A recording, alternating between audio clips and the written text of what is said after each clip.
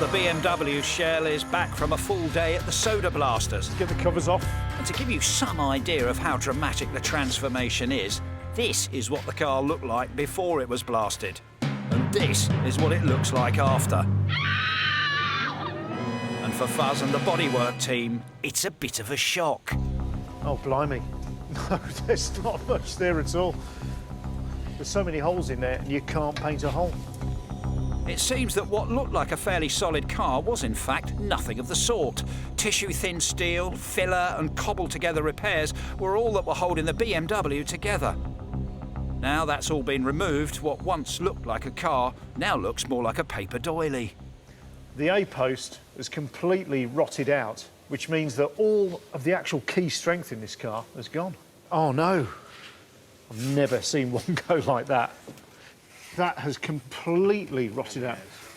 That's really quite severe, actually, isn't it? Because this has turned into a major fabrication job. There's your holidays gone then. Let's get it on the ramp, get it up, and start cutting a few bits out.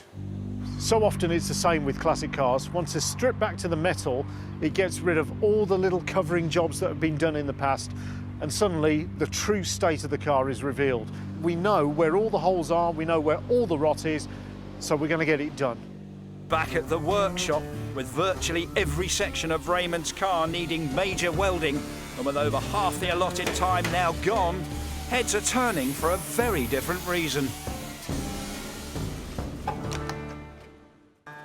Welding the car back to shape has ended up an epic task, so it's always a joy when you get down to that final little hole.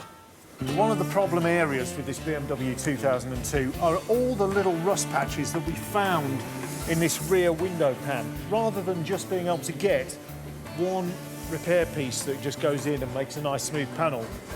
We've had to make up lots of little patches, and I've got the last one to do here.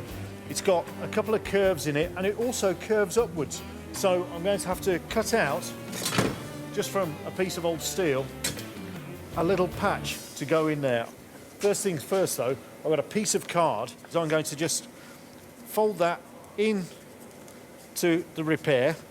A little trick, just tap that along, just to cut it.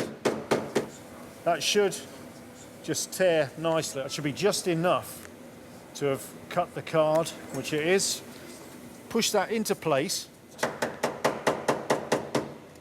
That's given me the rough shape, so I'll just cut it with scissors here.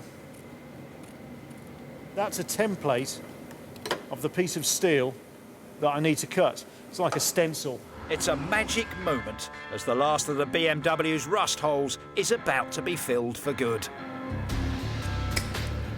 Flatten that out a bit. Just in my hands with this dolly. I'll just offer it up into here. The shape is basically correct, but now I need to get an upwards curve in there.